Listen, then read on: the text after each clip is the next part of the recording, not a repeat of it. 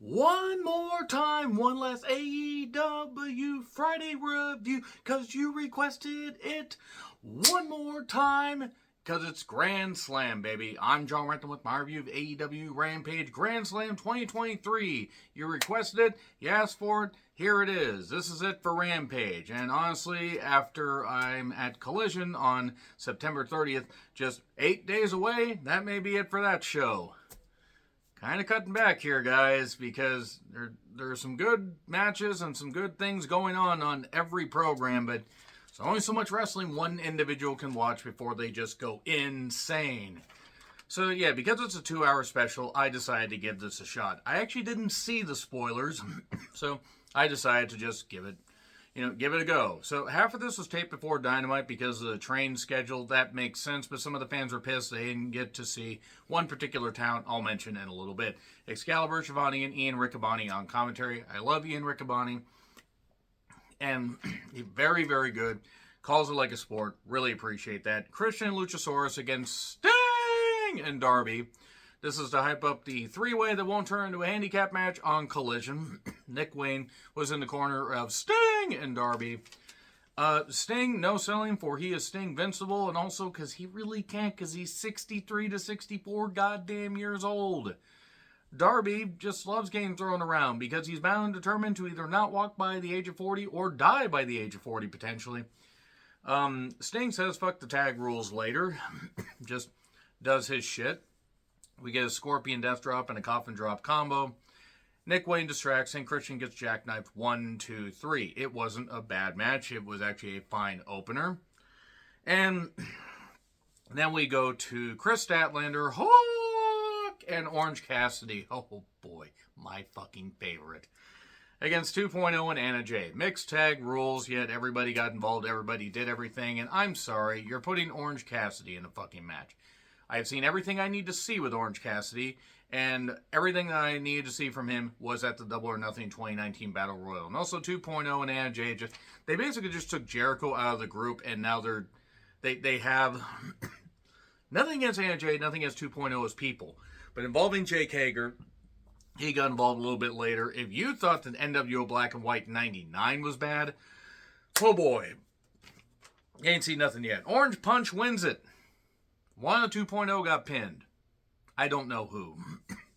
Why is QTTV or QTV, whatever the hell, on any program? Why? I'm not saying you can't utilize these people elsewhere, but this QTV stuff is bullshit. Poor Morrison being brought into this. I know that he's in his early to mid 40s. I'm not saying that he has a ton of years left, but this is the best you have for him. Shivani brings out Don Callis and Takeshita. Callis gets booed for a bit. Sammy Guevara comes out in a shirt that was certainly a choice. Sammy, curse your sudden but inevitable betrayal. He is tired of being taken for granted and that the fans don't respect him. He's proven himself to be an idiot, just want to say. Now, I don't want him to be injured, but he is bound and determined to basically do stupid shit and just pop himself, I guess. I don't know. So, here's Jericho. And Jericho gradually gets to the ring, Chief. There's a bit of a skirmish. A chair gets involved. Omega comes out in shorts, a pipe, and red shoes, not the referee. So, there we are. I mean, it makes sense why Omega would come out, so at least they were doing an angle like this on a 2-hour Rampage. Alex Marvez is still there for reasons that I will never understand. He has to have pictures on Tony Khan or somebody to justify still being on screen. Omega and Jericho. Omega really can't cut a promo, pre-taped or otherwise. Jericho sort of tried to do something. They're going to have a tag match against Sammy and Takeshita at Wrestle Dream. Oh boy, I'm going to be there. That'll be interesting to see Omega live for the first time. So, Omega did have one line that basically was summarized as, your Wrestle Dream, Callis, is going to look more like a Wrestle Nightmare. They did 20 takes, and that was the best one. Then the Hardys, Matt and Jeff, took on Vincent and Dutch of the Righteous, and took on Matt Taven and Mike Bennett. Almost said Mike Taven and Matt Bennett. That would have been wrong. The Kingdom. Where is Maria, by the way? I mean, I like Bennett and Taven as a team, but do they not want to keep Maria around? She was good at ringside. and the Best Friends. Spots were missed all over this goddamn thing. Why even bother enforcing tags? They had the referee enforce a tag later for the finish, but nobody could keep track of this stuff. It was a mess. You've got to give the people what they want. They do a hug and everything, and I put, good Lord, why even have a ref? Vincent hit a senton, swanton, whatever. Pretty good finish there. 1, 2, 3. So the Righteous won. By the way, this is a contenders match for a Ring of Honor tag title shot. So the Righteous are going to take on MJF and Adam Cole, baby. Assuming Cole is all right for Wrestle Dream. Otherwise, they have MJF 2-on-1. And then they have the Righteous as tag team champions. I don't think this tag title run is going to last very long. It could. Who knows? So I really don't understand why in the world they want to have the Kingdom work with a team that's really just not that good. The Best Friends. I mean, and I like the Kingdom. I'm glad they're being featured.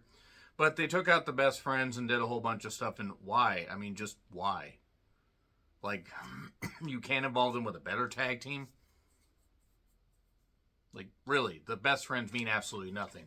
We get the second hour spot because usually Rampage is just an hour. Mike Santana says his recovery was tough. He stared at a window in a recovery center for like 30 days, and that's pretty goddamn brutal. He suffered a bad knee injury and blood and guts. He is bound determined. He's tired of the people dragging him down. Basically alluding to the fact that Ortiz is dragging him down because apparently they really don't get along. He'll take everyone down. You either, step away or you're going to get stepped on. I mean, he basically just said he's going to destroy everybody. And then the Acclaimed of Castor and Bowens, along with Billy Daddy Ass in Ash Stadium, took on the Dark Order, Silver, Reynolds, and Uno for the Trios Championships. The one of 2 Trios Championships that are on this program. Dark Order are good was a graphic there. In what universe? Look, Uno puts on a lot of indie shows for good causes and charity. I'm not talking about them as people. It's just the Dark Order gimmick means nothing in 2023. It means absolutely nothing. It ended with, Billy moving pretty well at age 60 or near 60. We get some kind of weird throwdown maneuver, 1, 2, 3. So at least the Acclaimed won, but it had the Dark Order in it. I'm sorry, didn't really necessarily care. We're flying through this review because that's all Rampage is. I didn't say I was going to put a ton of effort into offering detailed stuff because these matches, taped or otherwise, it's just moves for moves and just matches for the sake of matches. And even though I appreciate they try to put a story behind it, I don't care about the Dark Order. Julia, is Julia Hart singing her entrance? Genuine question. Does anybody actually know this? Because if so, she sings well. If not, whoever sings it sings well. Julia Hart against Sky Blue. Watching strictly for the in-ring action. That's all the fans were doing in attendance. If you know, there are people that tend to leer at Sky Blue. And look, Julia has a good look, a dark look. Sky Blue has improved, and both aren't bad for their age and experience. I think it's got a little bit too much time. I think we could have put a second women's match on here as well and had a couple of the matches be cut down. Sky hit some good moves, but ended up tapping out to the crossface variation finish by Julia. And there you are. That is basically it. I mean, she won. She kept attacking. Locked it on again. Willow came down and ran Julia off. And Julia's like, you didn't say the magic Willow word. And then Bullet Club Gold mock Andrade El Olio because Jay White and Andrade El Olio are going to have a match on Collision. Mike Santana beat Bronson of the Iron Savages.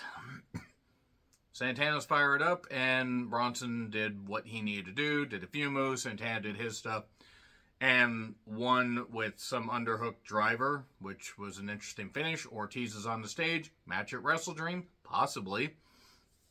Collision rundown, Wrestle Dream rundown, and then it's the Hung Bucks of Hangman Adam Page and the Young Bucks against the Gates of Agony. So, Bishop Khan, Toa Leona, and Brian Cage. Ring of Honor 6-man tag team championships. Referee Rick Knox. So, Khan has a good look. Leona isn't bad. Cage is what he is. And the Elite did all their moves and did a bunch of stuff. There was no psychology. The Elite won and ended the long reign of the Ring of Honor 6-man tag team championships. And there you go. Night-night, folks. See you soon.